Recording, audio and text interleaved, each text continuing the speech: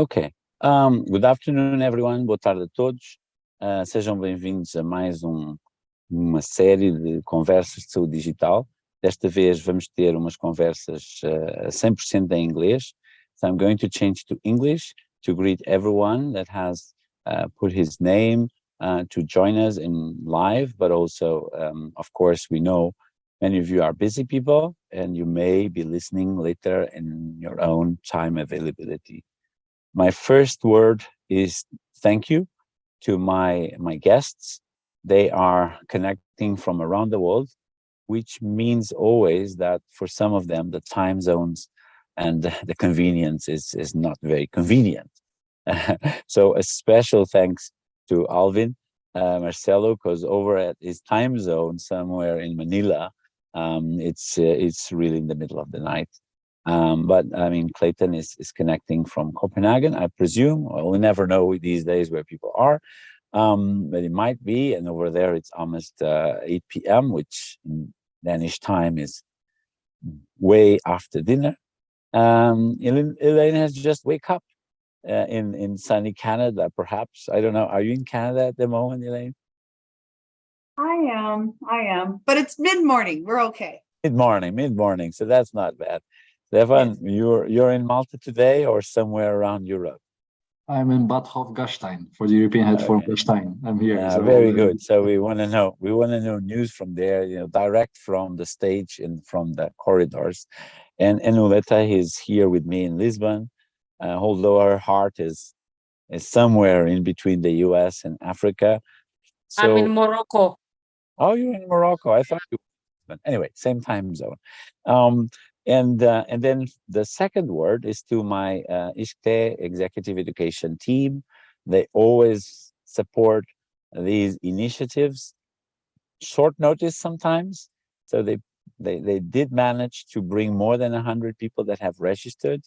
And if you're not one of them and you're still listening and you're interested in what we are going to talk, digital health, our advanced digital health program, that is going to be running for the third year from ISCTE to the world.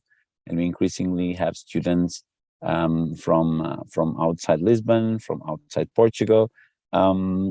Please, make known to us and to our office, and we will find ways to connect. ISCTE Executive Education has been pioneering digital health programs.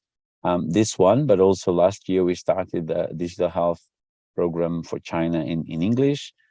This one is mostly in Portuguese, although we do have more than 30 hours of English teachers and lectures.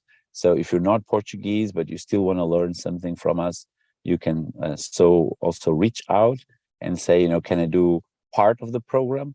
And this is not the first time these type of arrangements can be made. But let's go down to business. Today we have 60 minutes and we are always very scheduling on start and finish.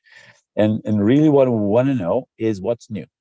What's new on global digital health. And that's what I'm going to challenge all my invitees for today. There's no slides, there are no restrictions unless you take too much time for each other. At the same time, I would invite all of you that are listening to us in live to post your questions or comments or a link that you want to share with everyone.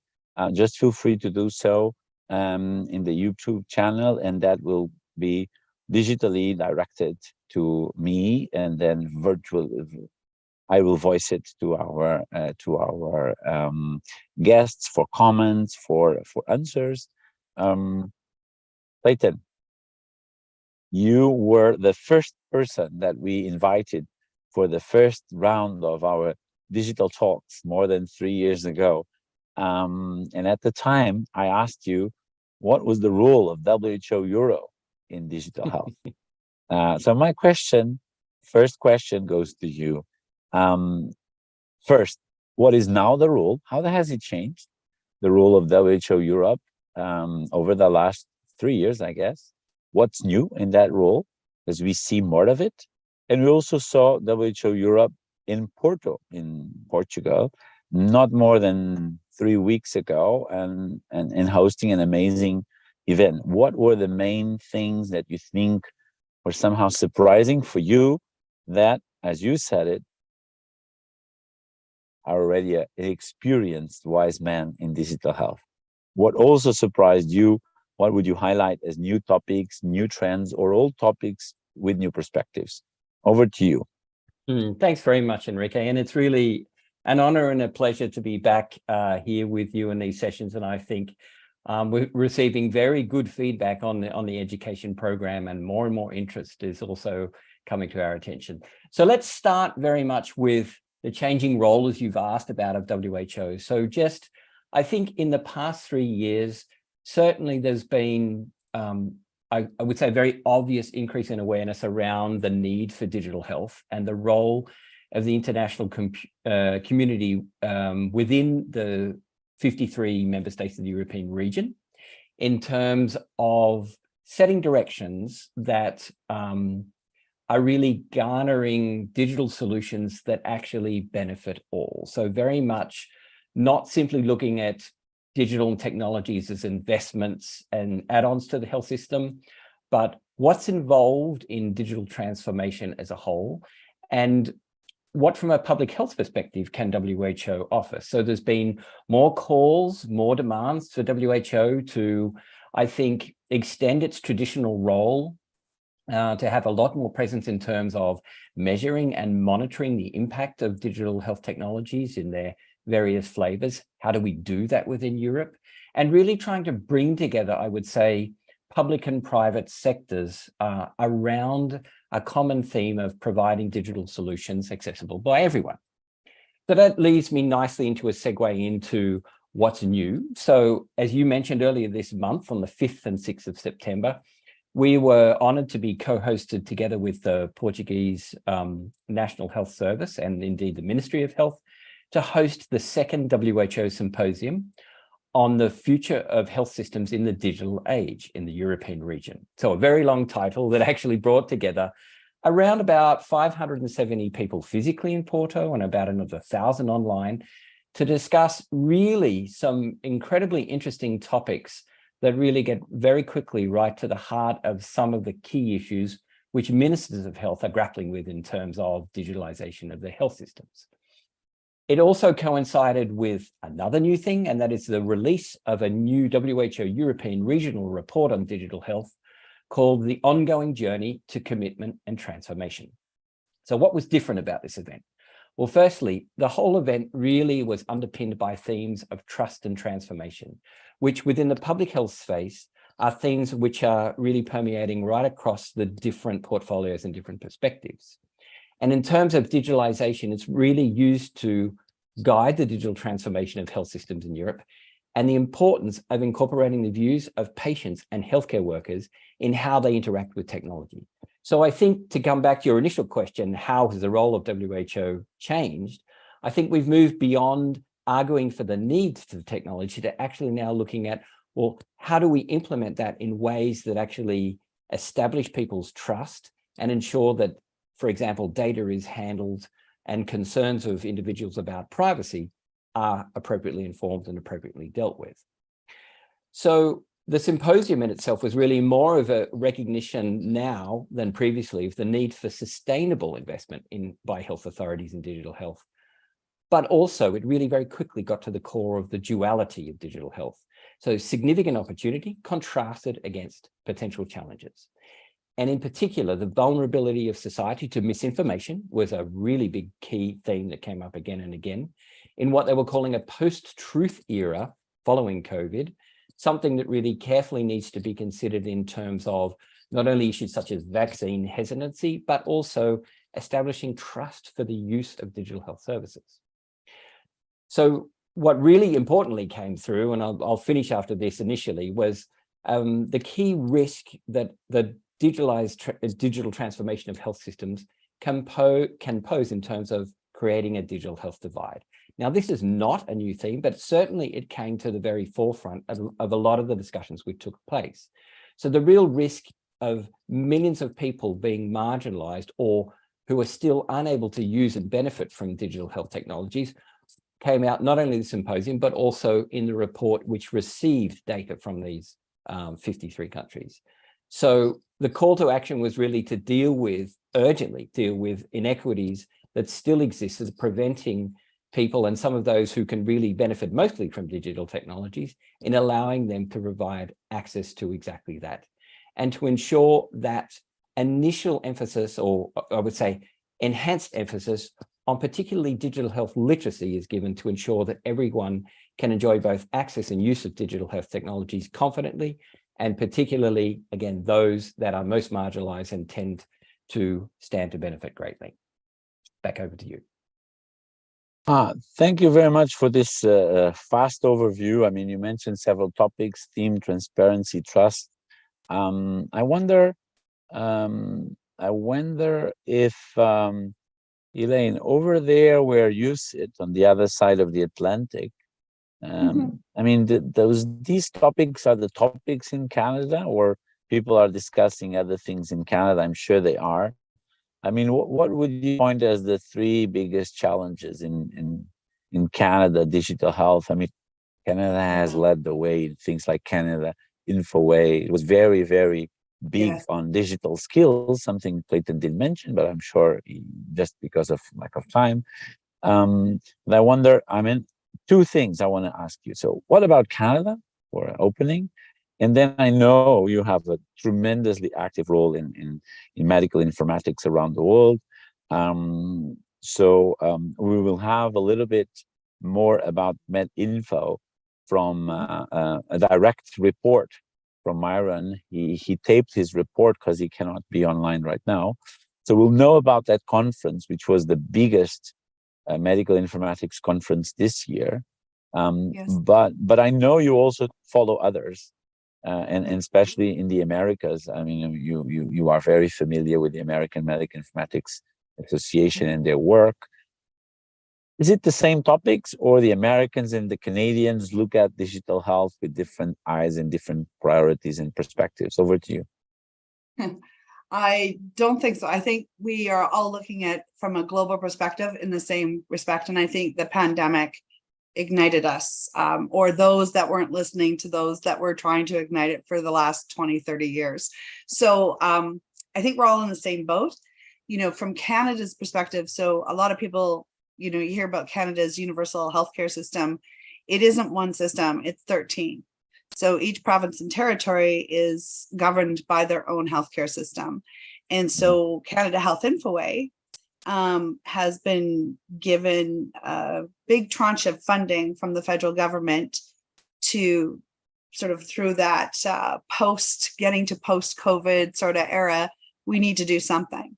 And so a big tranche of money has been put in place to connect us so that our healthcare, we can get our healthcare and access to that, whether we live in British Columbia, where I live on the West Coast, all the way to the East Coast, all the way to the Arctic Circle. So we are working on that, and InfoWay has undertaken this, and they've been working on this for about 20 years now, since their inception.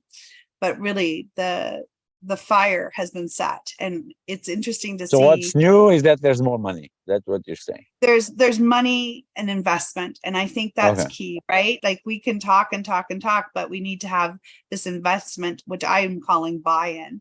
And again, that importance, and when Clayton was talking, I was thinking, when you said WHO has really taken it from this to that, I'm thinking of Alan, who's joined you recently in the last year and a bit. I mean, what a great leader to have in that position. He's so passionate about this, and that shows the investment of WHO, investing in the right person at the right time. So I think from a global perspective, we're all sort of in it together. And, you mentioned MedInfo. And MedInfo, that type of conference, which has been EMEA's conference for, almost 60 years, is a place where we can come together and really connect, and not, you talk about challenges. Challenges, I think, are similar across the globe. We don't want to create things. We don't want to make the same mistakes. So when we get together and we discuss these things, I think we alleviate many of those problems. And it's like, oh, you did that? Well, that's interesting. I could do something similar to that. So I think it's really important, Heinrich, as we move together, is just to always collaborate. These types of talks that you're hosting are so important. I just and thank you to COVID again, not really, but in this perspective that we now sit there and we can say, well, let's get together and do a talk virtually. We didn't do this before COVID. And in fact, if you offered it, people would say, oh, it's such a pain, but now it's just very natural for us. So, that's in Canada, what's new is we're moving forward, and we're moving forward very, very well. If I could use that term, very, very well, because we've got buy-in from the jurisdictions. So the different provinces are all updating their digital health strategies, and Infoway is working with each one of those jurisdictions to make sure that happens. They are also, something new is happening, better than it ever has been before, is really collaborating with the vendor community. I don't like to use the word vendor, but it across the board, we understand what I'm saying when I say this. So yes, it is that, we used to 30 odd years ago, and then we sort of stopped, and now we're doing it again. And I think this is key as well. I kind of envision it, Heinrich, and I shared this with you before, there's a circle, right? And every stakeholder needs to be in that circle. If one of them is missing, we will not achieve what we need to achieve. So that's what's new in Canada, is we're moving forward. We're doing well. We've got some good solid goals, and my hat's off to Infoway for taking this on. They're doing an excellent job. That's good. So you mentioned, in a way, 2 words with which I want to provoke Alvin. Actually, 3 words.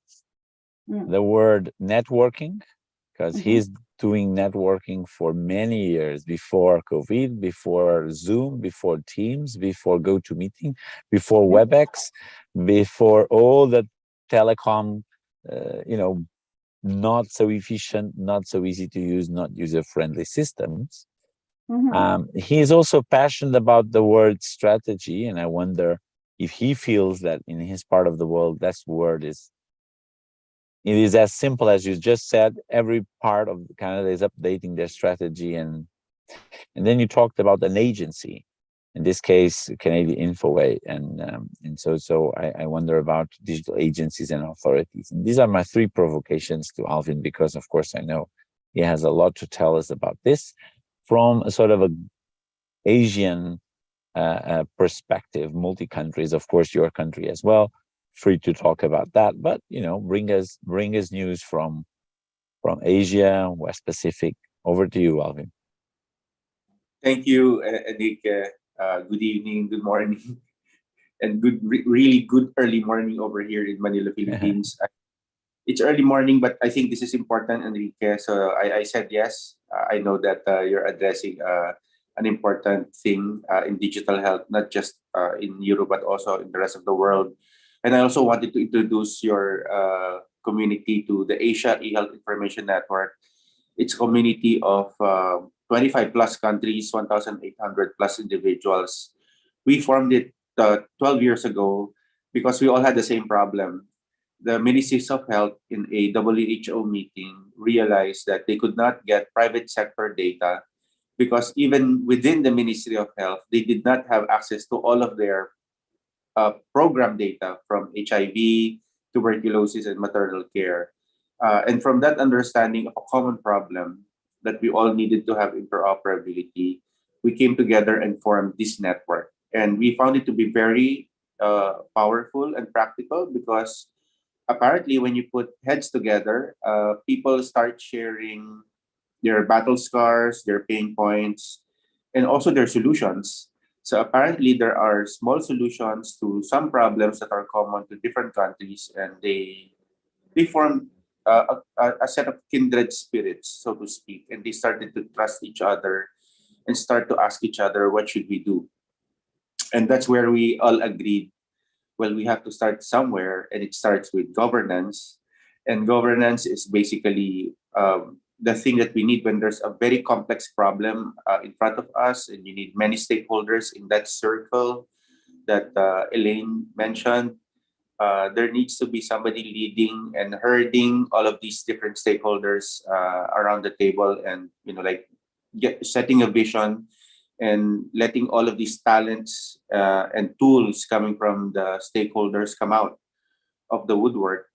So we thought that we needed to equip government with governance. And you think it might be a natural thing for government to govern, but in fact, probably not, because some governments operate as silos, where the health sector operates separately from the ICT sector and operates separately from the insurance sector. But for digital health, we all need them inside Elaine's circle, so to speak.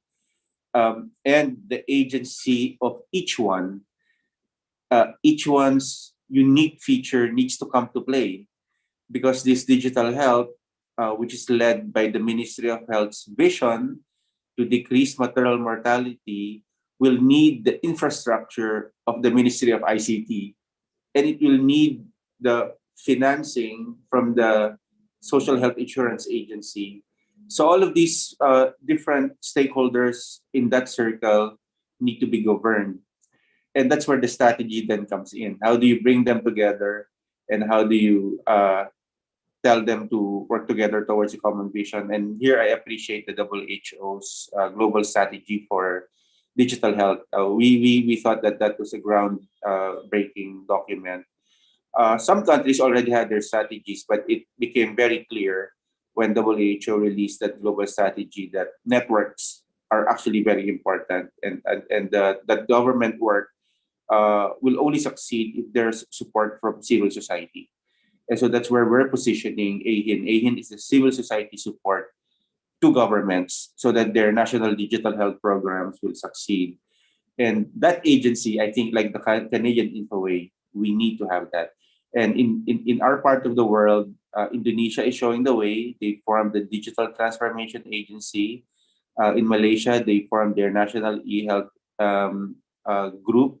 And several other countries are also following the way. I think there needs to be a clear leader that sets the pace, shows the governance, shows everyone a blueprint on what to follow. And by the way, I'll answer your first question. What's new in Asia is international patient summary, but that might be for another round, Enrique. Thank you. Thank you very much. Alvin, I was listening to you, and I was wondering, Uleta, I know you've done different types of works, and I know you have a lot of experience from interacting with countries in Africa. But before we go to some examples of what you think is happening in some of the more interesting countries in African continent, I wonder if you think you can comment on what you see as the role, now that you are living in Lisbon and you hear more and more about the EU, that has an important role in digital health, definitely one that has been growing tremendously. But I want you to teach us a little bit about the African Union, and how do you see that the African Union could have somehow a role to play in digital health in Africa? Over to you. Thanks, Henry. So the African Union a few years ago brought something called Agenda 2063. This agenda, in it, has something called the Digital Agenda for 2030, Digital Africa Agenda. Why do I start from here? Because I think Africa has around 54 countries. Every country has strengths, weaknesses. Some are advanced in digital health, some are starting, but it needed to have a frame how the continent should move on digital, not only for digital health, but digital education, digital agriculture, and also the infrastructure. And the infrastructure includes digital ID. So I think African Union framing that digital is important, not only for health, but for the overall economy of Africa, I think is giving the boost to countries. For example, around 70% of the countries have a digital health strategy or agenda in Africa. There is also now a strategy for infrastructure, because that's one of the issues that is challenging the fast expansion of digital health in Africa. So on legislation, you mentioned about Europe. There is a lot of collaboration between African Union and European Union, actually on legislation, on patient safety, and then other things, on pandemic management. All these things are connected to the African 2063. So I think African Union making sure that digital is very important for all development, for all the leapfrogging that they are planning, every year, is very important, with all these challenges, and I'll bring some challenges later on. But I think that is where I see a lot of collaboration, especially in regulations, is very important, cross-fertilization. Noleta, if there was a venture capital participant here in the chat, and he wanted to know top 3 countries in Africa to put 1 billion euros in investment in digital health, what would be the countries where you would advise him to land? That's a very. You can take your time. You can take your time. Think about it for a while. No, think about it for 5 minutes. No stress. Okay. And also think as why. What are the surprise countries that you would think if we put money there, we will have multiplying effects? And, because at the end of the day, investors want return on investment. And this is something they're afraid to talk about money when it comes to health. This is a funny thing. This is a business school. So that's why in our case, we have no problem to talk about money, because without that, as Eileen was saying, you really don't make the wheel move. You can have the will and the will and the will, but you won't move anywhere. Now, Stefan, before we get the answers from Uleta that we want, you have been, at least according to my quick estimation from your LinkedIn posts, you have been at least in 10 events in the last 3 months. Okay.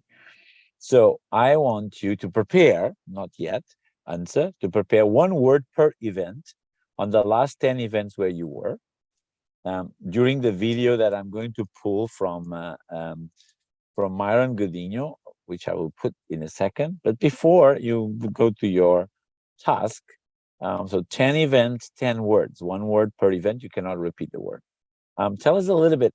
I mean, did the finish in the new Radical Health Festival really get to a radical proposals on health and on digital? Or, it was a first initial attempt at being radical, but they may need a little bit more sauna, more something to be really, really radical. So do you think it was really radical? Can it be more radical? Is there going to be a next one? When is it? And what did you learn from it that you were definitely not expecting? What really, really surprised you in Helsinki? Then you do your work during the video of Myron, and then we go back to Uleta and to you. Over to you now. I feel like a child in school, and my son just started school today.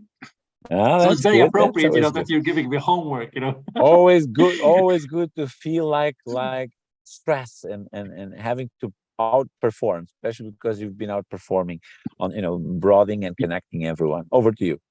So thank you for the lovely words nonetheless, Enrique. I mean, if I had to kind of look at the Radical Health Festival, I think what was really radical about it is the atmosphere and this idea that, even like, for example, starting with drums, the event, even the idea like this intimate setting that was set up at Radical Health Festival, I think that was really the great game changer.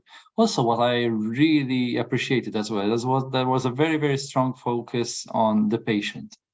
So the patient was really and truly up front and center of the discussions. And it's kind of reiterated here again today, was I was here in Gastein, that without wanting to, it is so easy to leave the patient out of the picture. So that's why we have to kind of bring them back in to focus very, very much on co-creation, whatever digital health intervention we go for. I think that was one of the big takeaways, definitely, from the Radical Health Festival. It will happen in May of next year. I will tell you the exact dates after I do my homework, and And I think in general, even like looking at all the events, what's good is that digital health is on the agenda. We're speaking about digital health, we're communicating digital health, and even just recently I was in Ljubljana, where I proposed like a three-pronged approach for building a culture of digital health. First, being content. We have truckloads of content on digital health. We have reports, we publish reports all the time, which is great. Yeah. And strategies, so we have a truckload of content, but that content is pretty much useless if we don't communicate it. So I think that's why it's so important to keep having these conferences, to keep having this, especially something like Radical Health, and even all the other conferences that we're being organized. Stefan, do you think the conferences are finally starting to get some sort of specialization, so that people know that because they go to Finland and then they go to Rome next year to HIMSS and whatever, it's different? Do you think because I know you've been collaborating with different conference organizers, and a few years ago, I mean, it was always the same topics in all in the same meeting. So people go to one, then the next one, there will be the same, and never you go in depth. Do you think this is the way to go? That we sort of see maybe the festival taking on a lead on some innovations and patient-centeredness, but maybe we have one just on data, quality of data, secondary use of data, and really go down the way to the topics at a level that really makes a difference. I think we still need a lot of evangelist sessions that stir up everyone, and everyone chants out, "I will promise to make digital health my life," but they don't really go into the topic. And I think technically it's sometimes they're a little bit of a vacuum. What do you think? I think the opportunity ahead of us is master classes. So I'm seeing a lot of conferences, and I'm seeing specialization happening as well. So even have like conferences focused on interoperability. Even for example, myself, I really need to get outside my comfort zone now and go to more medical informatics conferences, because I don't go enough, because they're so specialist and very technical, and I need to go more, because without wanting to, because of my medical specialist background as a public health physician, I tended to go to a lot of public health conferences. But now I need to even focus even more on really digital health, pure medical informatics, because sometimes you really need those deep dives into the different topics. And I think really now we need to look towards a future where not just conferences, but now we look at master classes, something which will help you to get from point A to point Z, like the final destination. Now we need to start seeing much more of that. And that's why I really like the approach taken by the executive program, because it's really like masterclass oriented. And that's the big opportunity ahead of us. And that's how we're going to get. In fact, once Clayton had told me something, because now I'm remembering that one of the big visions, I think, that WHO like especially wants to bring forward is this idea of having this implementation toolkit, this like really big focus of helping people get from point A to Z. And that's why I like, even for example, the WHO Digital Health Platform Handbook, this idea of building infrastructure, more master classes, more oriented, like this really like concerted approach. And last but not least, when I was talking about the culture of digital health, I was also talking about commitment. So content, communication, and commitment. And that's how you create a community of master classes. You create like a vision where you really get everyone on board and really competent at all stages of the journey. Especially Stefan, don't think you're going to get away from your work, okay, with those nice words. We still want to have 10 conferences, 10 words. Wow, I have to go back. Let's check what Marion prepared for us. I think he's prepared 2 or 3 minutes brief on MedInfo. I mean, for those of you who might not know him because he's not here to present himself, I've met him online only, but he apparently has some Portuguese blood in him. That's why it's called Godinho, from Goa. And he's working through his PhD, he has finished it already, on global digital health diplomacy. That's how we started interacting. And I think this is a very important ground for establishing a theory of what some of us are doing. and somehow needs to be done. And so far we have heard, okay, there's a role for WHO, definitely. And finally, we're seeing that organization taking up its role in different regions, perhaps in some more active than in others, but also overall at the global level. But Alvin, you also mentioned that you still need to connect the people, the thousands of people you've been connecting, the technicians, the middleman, the middlewoman that is making digital happen in the different organizations slowly, right? And sometimes painfully. And then Eileen said, okay, but at a national level, when countries are big like Canada, you know, we have mini countries, and then we have to have a sort of a overarching strategy. Which for Europe, as you all know, the news are European Health Data Space. We are finally seeing the light at the end of the tunnel. If the train goes out of the tunnel, it's going to be a blast. I mean, it's the first ever law on digital health with the size, with the impact for a region that of course has impact even outside the region. But it's only 27 countries. If you think about it, I mean, it's a big thing, but it's only 27. We have almost 200 countries in the world. So, you know, I want to throw the first idea here, you know, which I've been slowly mentioning in different forums of a global digital health treaty. And the topic, the core reason, Alvin already mentioned, patient summary, international patient summary, giving everyone a health care details on their passport, so to make it really simple for everyone to understand. Vaccines first, perhaps, but other things after, I'm sure. And then cross-border telehealth. Suddenly, countries are doing telehealth across countries, across regions, across continents. But how? You know, how do we recognize people? How do we recognize physicians? How do we recognize decisions? What about when things go wrong? Well, what about it? Things go wrong all the time, and we still make them happen and move ahead. So we need to move from fear and actually doing it. But let's see what happened in Australia, because I couldn't get there for different reasons. I managed to go all the way to Singapore, but I didn't get there. And I think he prepared some information. Let's see if I can manage to share my screen now. 1 second. Share it with sound so that you can listen to him.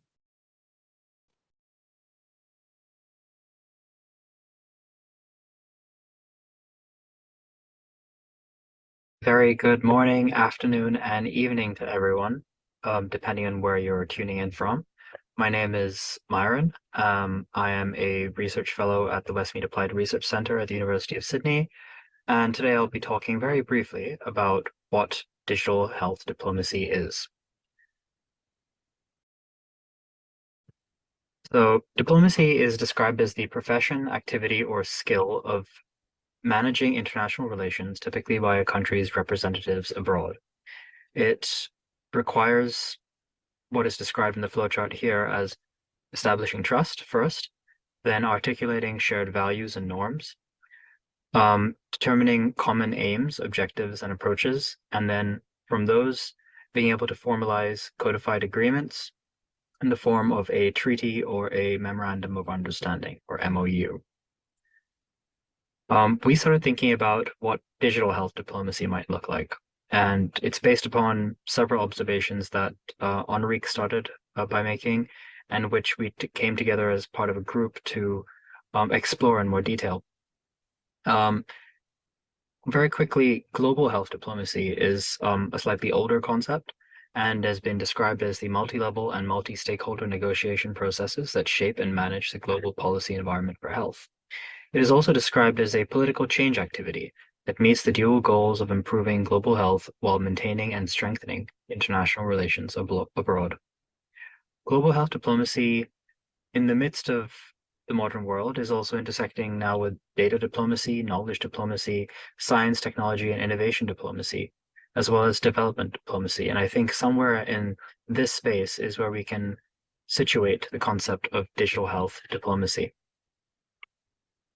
So we put out our first paper a while ago in 2021, where we proposed a tripartite definition of digital health diplomacy based on the definition of science diplomacy as outlined in the Madrid Declaration. And this proposes three aspects of digital health diplomacy. One is diplomacy for digital health. That is to say that diplomacy is a means to digital health ends. There's digital health for diplomacy. That is to say that digital health is the means towards diplomatic ends. And then there's digital health in diplomacy. And this is where digital health plays a part in the enactment of diplomacy itself, or policy and so on. And so if you're interested in learning more about that, please do have a look at our paper. On the topic of means and ends, we can think about digital health and diplomacy interacting, each with their own objectives. So, for example, diplomacy or international relations is conducted with the intent of diplomatic objectives. That is, for example, facilitating South-South cooperation and North-South cooperation for digital health, and creating numerous global interdependencies such that cooperation is more mutually beneficial than competition or confrontation. And this maintains the international order. It maintains peace and stability. But for digital health, what might be a digital health objective? We have talked and discussed the concept of establishing a global digital health ecosystem. But what exactly does this constitute, and what role does digital health diplomacy play in enacting a global digital health ecosystem? So I'd like to propose that a global digital health ecosystem requires socio-technical interoperability. Now, for most of you in the digital health space, this will not be a novel concept. We've been talking about socio-technical aspects for quite a while now, but I would like to propose that digital health diplomacy is actually analogous to an interoperability problem, or it is an interoperability problem of a sort. We're quite familiar with the different syntactic and semantic interoperability approaches with regards to developing novel languages like the ICD-11 or HL7. However, technical interoperability, an example of that would be a global electronic health record. And we'll come back to that more in a second, but I'd just like to outline that we did conduct an online model WHO simulation where we discussed what would be required to implement a global electronic health record based on the diplomatic precedents that we can see in COVID-19 digital vaccine passports. And that's a good example of digital health diplomacy, with countries coming together using the diplomatic means to achieve digital health ends. So that would be diplomacy for digital health. We also know about organizational and operational interoperability. And this is where you'd see services such as cross-border telehealth and virtual models of care. Interoperability is not just a technical construct, but also a social construct. And an example of regulatory interoperability would be establishing common codes of conduct, such as policy and legislation. And this is something that we see, for example, in the GDPR or in China, the PIPL. These are all regulatory policies that affect the digital health landscape and the way that digital health governance is conducted. I would like to propose that there's another layer, that's social interoperability, and that is just quite simply a very human concept. It's built upon trust, and it relies on interoperable values, interoperable norms, and a set of shared aims, objectives, and approaches for enacting digital health. This is, I guess you could describe this concept as being legal to some extent, but I think it goes beyond that. It's also about ethics, about morals, about values and norms. And it's important that we, as the international community, articulate what we mean when we engage on those issues, so that we can more clearly articulate what we are seeking to achieve through our digital health diplomacy. Well, I unfortunately have to cut this wonderful video because, of course, I don't want this topic to overdo, although I do like it very much, to overdo our conversation. I have a naughty question for Clayton on this one.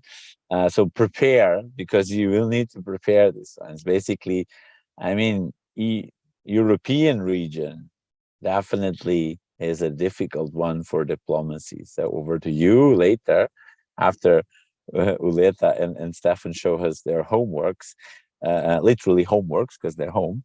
You know, does this mean something to you? I mean, how difficult is it to balance over countries with somehow different regional, but also societal, I wouldn't say values, but momentarily mindsets. I call it like that for now.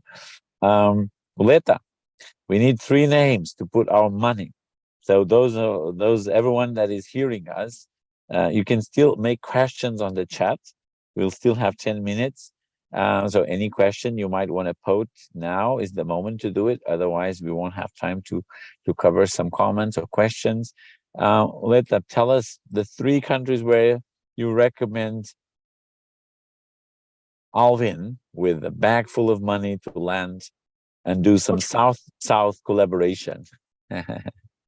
Very difficult, but number 1, Nigeria. And Because why is that? What's happening in Nigeria? 5 of the 7 unicorns in Africa are from Nigeria. So it's in fintech. Most of them are in fintech, but it's the largest country in Africa. A lot of dynamism there. So I would say Nigeria number 1. Nigeria number 1. Oh, number 2. Now it's very difficult. I still will say, if we go by population, Ethiopia, and for many reasons. You are biased there, huh? You're biased. But there is bias. Right? Yes, okay. There is bias there. 120 people. And because you're from there, right? You're from Ethiopia. I'm Ethiopian American. Yeah, Ethiopian American. Tell me one thing. In 20 years, how much digital health has grown in Ethiopia? From where was it to now? 20 years. 20 years ago, there was no talk about digital. Now there was no mobile money or mobile penetration, more than 53 around, maybe more percentage of the country is connected by broadband. So and they just started having 2 companies for fintech, mobile money, which I feel anybody who invests in Africa has to think of financial and digital together. Financial fintech, e-commerce, and fintech with digital apps, because Africans are using that for healthcare. There is no money is becoming, cash is becoming out of use. The other country, I would say, it's very difficult for me to toss between South Africa and Kenya. Kenya is very innovative. South Africa has developed a lot of very fine insurance system, health insurance system. And they are digitizing that. So patient level care, what we heard earlier, is expanding there, and it's a very strong economy. So I would say Kenya, because it's very inventive. Even mobile money started there, M-Pesa, which is now like, it has more than 30 million people using it, not only in Kenya, but outside. So I would say that. Thank you, Leda. Thank you very much. Stefan, you get to choose the top 3 conferences and names besides the Radical Festival, not 10. The rest you can put on the chat if you want. So, now there's a very quick shift there in the homework, but now that you kind of brought me into the picture, so I think definitely the World Health Organization event in Porto definitely was a big highlight. One word, one event, one word. Okay. So WHO Porto, transformation. Next one. Zdravia 23 in Ljubljana. It was about culture. Very good. And HIMSS EU in Lisbon. For me, it was about commitment. So I think that would kind very good. Your next post on LinkedIn with these 10 conferences, the link for the website and your work is going to be twisted, retwisted, shared, and commented by millions. Thanks for the post idea. Alvin, how do we teach all these guys in Europe and in Africa and Canada to build networks of thousands of people. Can you give us 3 tips to build these sort of middle layer networks, not just groups of ministers getting together, which is good and important, but the doers and the change agents sharing the pain, as you said, but also sharing the experiences and the success stories and the solutions. What would be your recipe 12 years later? How would you do it again? But now, let's suppose you have to land in Africa and do it in Africa, and you have only 1 year to build a network as powerful as the one you've built in Asia. Over to you. Thank you, Enrique. So for the 3 things, what we realize is that governments change at least every 6 years in this part of the world, and because of that, the strategies become very fragile when governments change. So I think we need people on the ground who are doing the actual work and living it out. They need to be there. They need to provide the continuity and the consistency of what needs to be done. When the elected leaders change, the members of parliament change, these same people will then come back and orient the new leaders on what has been done in the previous administration. But how do we do it? How do we do it? I mean, we call every friend to Zoom, chat with them. I mean, we send individual emails and make them feel special. How do we do it? I mean, how would you recommend us to do it? So A there are global network, a global e-health network. so it Jan, actually Jan. Let's call it like that. it starts with EMEA actually in this part of the world. Like EMEA has regional organizations. So this part of the world we have APAMI, and then APAMI is broken down into several countries. So we have the Philippine Medical Informatics Society, we have the Indonesia Informatics Society, Thai Medical Informatics Society. These are the civil society support. But And Alvin, does that reach out to doctors? Does that reach out to patient associations, or are you always talking with the same people all the time and never getting anything really? It differs. So before they were just talking amongst themselves, academicians and doctors and providers. So now they realize after 20 years since we formed in our respective countries that we need to reach out. There needs to be interprofessional collaboration. Patients need to be part of the discussion. Government needs to be supported with their governance. The constancy of the group, I think, is what I wanted to impart to the people, that they will always be there because it's their country. They breathe the air and they drink the water. So they will always be there, always constant. They're not perfect. They're very vulnerable. But if you put them together and they form a network, then they start sharing what works and also warns each other, don't go there, I've tried that. So I think the constancy of a group like that for the continuity of the knowledge, Enrique, is the important thing to survive. And these are very committed people that are very frustrated, but still, they've never left their country. They're still looking for solutions, waking up in the middle of the morning upon the invitation of Enrique, because there's an opportunity to learn still from other countries that are also in the hall. Commitment is organic to this group of people, but we need to give them an organized view of the international arena. And that's why we need them to link up with people like you, with organizations like you, to find out how is EU doing it, what's giving them all of these challenges, what worked for them, what's working in Africa, what's coming up in Latin America, because these lessons are very precious. And if you just keep them to yourselves, then the same mistakes will definitely happen in our part of the world. Thank you, Alvin. Yeah, so go over to you. Last. I cannot give you more time. All right, I'm good. Last word. You get one final word. International patient summary. Okay, good. Okay, that's for. Let me see. I haven't decided the topic for the third and last of these sort of third round of talks. Maybe we will go back to talking a little bit about. I haven't made a decision. It's going to be more domestic, more Portugal centric, or a little bit more broad. I actually had invited Aymar from Brazil to join us today. I think she had some problem. Otherwise, we would have our Brazilian, South American, sorry, perspective on the table. So, but I know that Beatriz, who collaborates with her, will be in our next chat. So I'm going to double check with her what's happening in Brazil. So stay tuned to us, or everyone. And the next session will be in Portuguese, so they can speak about Brazil in Portuguese, since they have that advantage. I don't want to close without listening.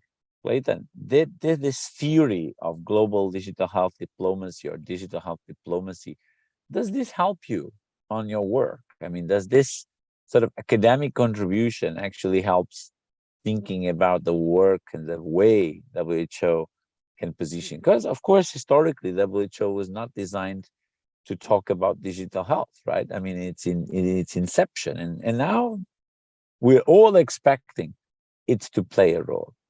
Over to you. Thanks, Enrique. Well, look, yes, it does very much help, but I think what it's really doing is articulating the fact that there is a need both for a socio-technical presence in what we do. There is a need for a very hard digital technical presence. There is a need for a patient view and a need for a healthcare worker view as well.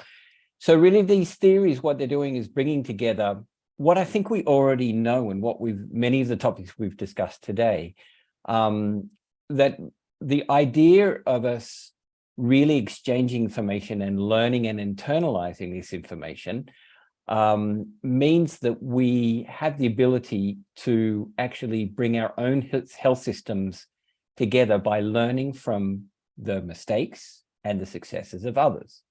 You heard what Elaine said earlier about Canada being 12 systems, not just one.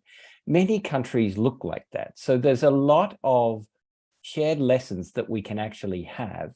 And if we actually have a framework for global digital health diplomacy that we all recognize and can use and reuse, then I think it really stands to benefit everyone. I'll just conclude by saying this. There is really, when you look across countries, there's more than unites us than divides us. And when you do go from country to country, you see that many of the problems people are grappling with are exactly the same. So that really bodes well for the idea of there being a global diplomacy model, and that we actually increase, as Alvin said, our opportunities for sharing, for learning, and for applying that information unilaterally across all of our health systems. Because when it comes down to it, we need to keep the patient in focus, and we need to understand that what we do benefits them. Over. Well, I couldn't finish better, so I think we would all applause to those words. We are running out of time, as usual. Most people think we cannot talk about digital health for 1 hour. We can talk about it forever, but we don't want to tire everyone. So this is a brief. Enjoy. If you were with us, thank you very much for being in live. If you are listening offline, share it with colleagues that you think might need to know about digital health, not from a technical only perspective or a social or political, strategic, but from what we've heard today from experts, from people that are trying to connect the world and make this this project of bringing digital health to better health for everyone around the world a reality. And we need not those that were talking, but we also need you, of course, but we need the other millions that were not on the Zoom but are on the other side. So share the link, share this video. If you're teaching, for example, on digital health, as we are going to do in ISCTE starting in November, for those of you that want to enroll in the program, you can just follow the links, get information from our staff. It is more than 140 hours of teaching, some of it in Portuguese, some of it in English, from around the world. We have teachers from Brazil, Hong Kong, Europe, and so on and so forth. And of course, from Lisbon, from Porto, from different parts of Portugal. And to conclude, it's really a pleasure to be able to sort of host the teachers, host the faculty, and also make it worthwhile for them as we discuss these topics. Final word from me: we will have two more talks. So please follow our posts, our webpage. The next one will be in October on Wednesday, same time, Wednesday, make sure I have it in my brain, don't worry, 4 plus 7, 11 of October, same time. Thank you all for joining. Thanks very much. And we'll give it a finish for now. Thank you so much.